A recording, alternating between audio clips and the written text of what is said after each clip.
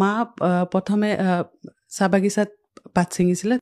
যেহেতু মই ফাইনেন্সিয়েলি অলপ আমাৰ বেকগ্ৰাউণ্ডটো উইক হয় তো মোৰ এইটোৱে আছিলে যে APSC is only the last option to uplift my family in the community ড্ৰেছযোৰ আগতে এনেকুৱা নহয় যে মই নতুন কাপোৰযোৰ পিন্ধি গৈছোঁ কাৰণ এনেকুৱা কোৱা হয় যে নতুন কাপোৰটো পিন্ধিলে অলপ আনকমফৰ্টেবলো ফিল হোৱা যায় তো এনেকুৱা এযোৰ কাপোৰ পিন্ধিব লাগে যোনটো নেকি আপুনি কমফৰ্টেবল যে ছেকেণ্ড টাইম সেইটো কাপোৰ পিন্ধিছে যাতে আপোনাৰ সেইদিনা আপুনি ফুল্লি কমফৰ্টেবল হওক আৰু মই চাদৰ মেখেলা এযোৰ পিন্ধি গৈছিলোঁ মই হ'ব পাৰে ৰেংক 1 বা টপ 10ত পাবলৈ সক্ষম নহ'লোঁ কিন্তু মই সেই পজিটিভিটি আৰু মেনিফেষ্টেশ্যন বহুত ইম্পৰ্টেণ্ট হয় তাৰ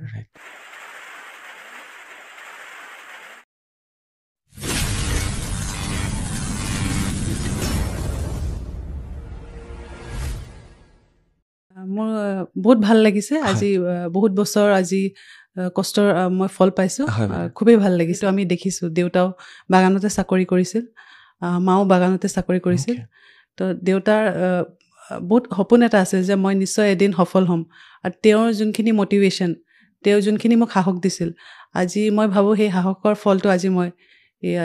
মানে APSC চিলেকশ্যনৰ থ্ৰুদি মই আজি সক্ষম হ'বলৈ ছাৰ মই আদিবাসী ৱেলফেয়াৰ ডেভেলপমেণ্ট কাউন্সিলৰ লগত জড়িত হৈ আছোঁ দুমাহ ধৰি তেওঁলোকৰ ক্লাছেছখিনি মই SPMত কৰি আছিলোঁ তাৰ দুমাহ ধৰি ক্লাছ কৰাৰ পাছত মই যিহেতু আগতে প্ৰিলিমছ আৰু মেইনছ দি থৈছিলোঁ মেইনছৰ ৰিজাল্ট আহিলে তাৰপৰা আপোনাৰ ইণ্টাৰভিউৰ যোনখিনি প্ৰিপেৰেশ্যন আছিলে মোক আমাৰ আদিবাসী ৱেলফেয়াৰ ডেভেলপমেণ্ট কাউন্সিল ফালৰ পৰা মই সেইখিনি সুবিধা পালোঁ আৰু মই ভাবোঁ তেওঁলোকৰ যোনখিনি ছাপৰ্ট আছিলে সেইখিনি মোৰ আজি এই যাত্ৰাত মই আজি ছাকচেছ হ'ব পাৰিলোঁ মই যিহেতু এইটো আমাৰ ফ্ৰী স্কলাৰশ্বিপ আছিলে তো তেনেকৈ মই জড়িত হৈ আছিলোঁ আৰু কোৰ্চখিনি যথেষ্ট ভাল আমাৰ যোনখিনি ফেকাল্টি আছে তেওঁলোকে যথেষ্ট কষ্ট কৰে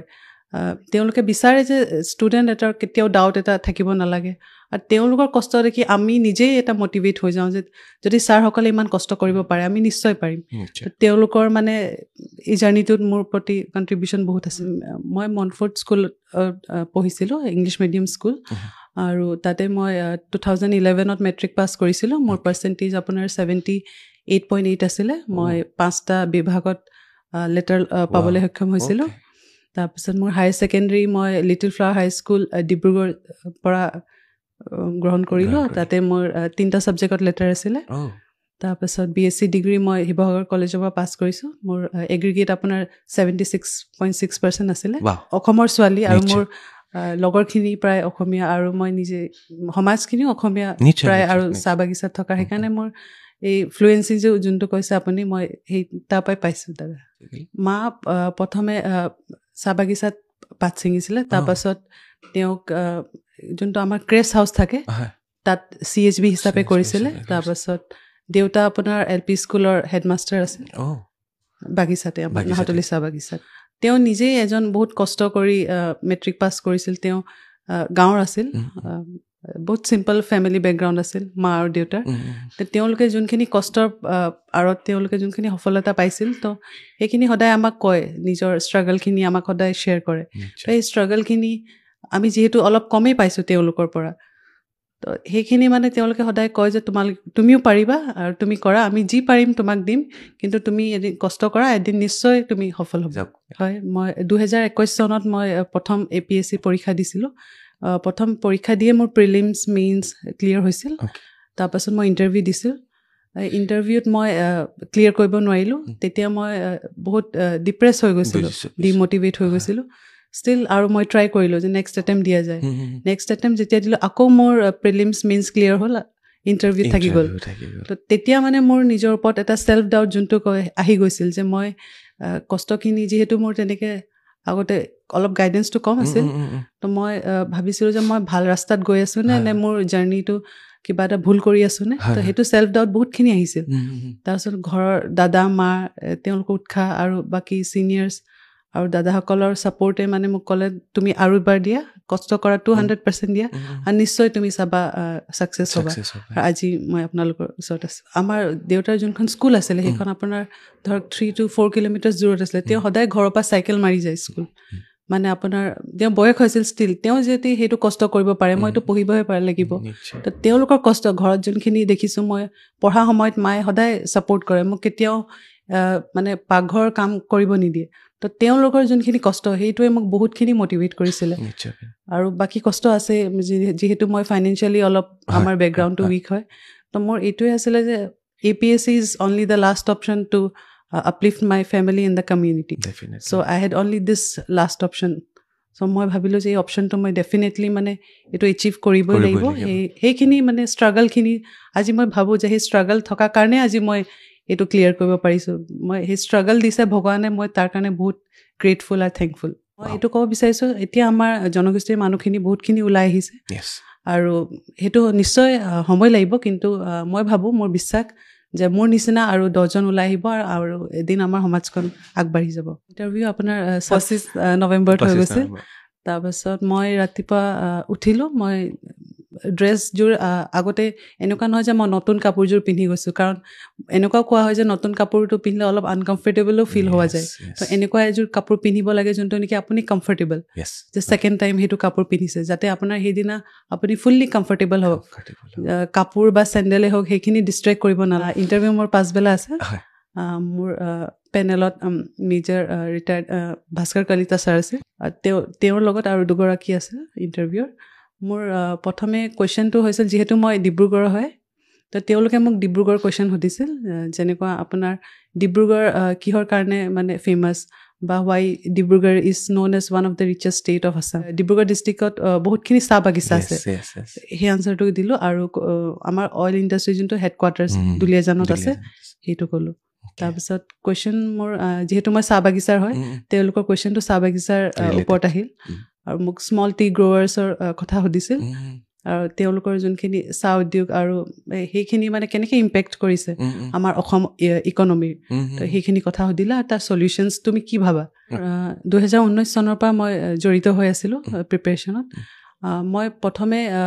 প্ৰথম এটেম্পটত কিছুমান ভুল কৰিছিলোঁ যিহেতু মোৰ তেনেকুৱা বিশেষকৈ টাইম টেবল একো বনোৱা নাছিলোঁ ষ্ট্ৰেটেজি নাছিলে সেইখিনি মই যেতিয়া ফেইলিয়াৰ ফেচ কৰিলোঁ তাৰ নেক্সট এটেম্পটত মই সেইখিনি কাৰেক্ট কৰিলোঁ যেনে আপুনি টাইম টেবল থকাটো বহুত জৰুৰী হয় কাৰণ আমি টাইম টেবল নাথাকিলে আমি নিজে গম নাপাওঁ আমি ক'ত গৈ আছোঁ আৰু ষ্ট্ৰেটেজি এটা থকা বহুতেই ইম্পৰ্টেণ্ট উইদাউট ষ্ট্ৰেটেজি মানে আমাৰ ভিজনটো ক্লিয়াৰ নহয় তো strategy plus time table is very important আৰু তাৰ লগত ডিচিপ্লিন ইজ ভেৰি ইম্পৰ্টেণ্ট কাৰণ আমাক সদায় কোনোৱে ক'ব নাহে যে তুমি পঢ়া সেইটো আমাৰ নিজৰ কৰ্তব্য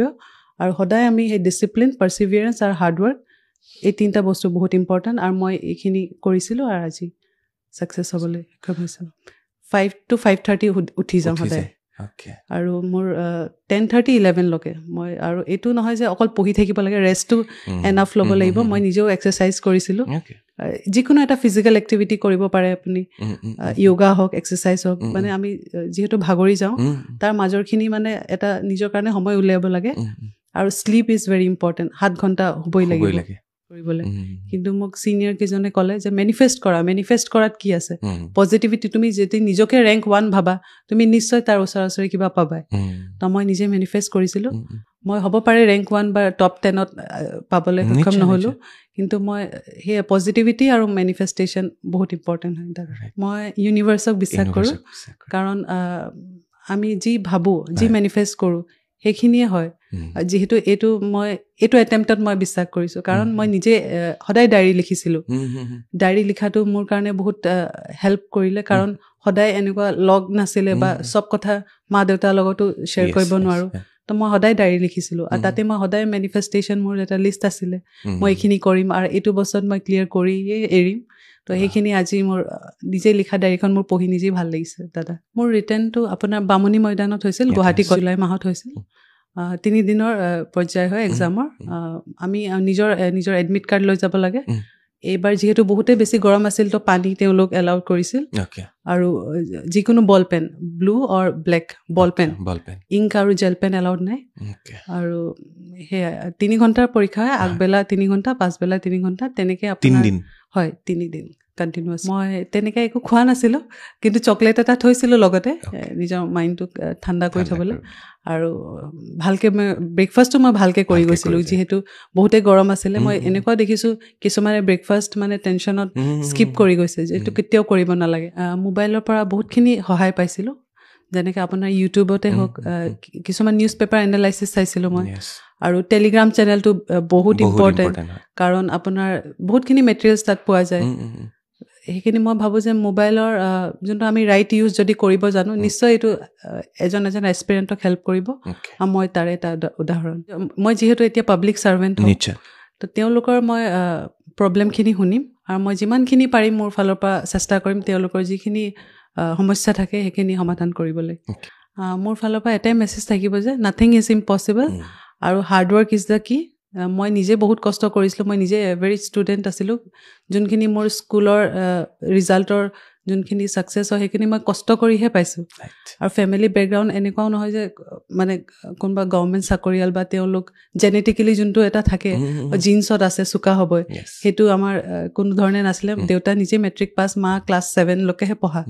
তো তেনেকৈ মানে মই যোনখিনি এতিয়া পাইছোঁ কষ্টৰে পাইছোঁ তো সেই হাৰ্ডৱৰ্ক ইজ দ্য কি কষ্ট কৰিলে নিশ্চয় এদিন ছাকচেছ হ'ব আৰু শ্বৰ্টকাট নাই মই থলুৱা খাদ্য অসমৰ ভাত এনেকৈ খাৰ আলু পিটিকা মাছ তেনেকৈ তাত আৰু মই এতিয়া যিহেতু এছিষ্টেণ্ট একাউণ্ট অফিচাৰ হিচাপে মই ছিলেক্টেড হৈছোঁ মই ভাবোঁ যে মোৰ সমাজখনৰ কাৰণে মোৰ বাগিচাখনৰ কাৰণে নিজৰ জনগোষ্ঠীৰ কাৰণে নিশ্চয় কিবা এটা যদি কৰিব পাৰিম আৰু কৰোঁ মোৰ নিজৰে ভাল লাগিব আৰু সেয়াই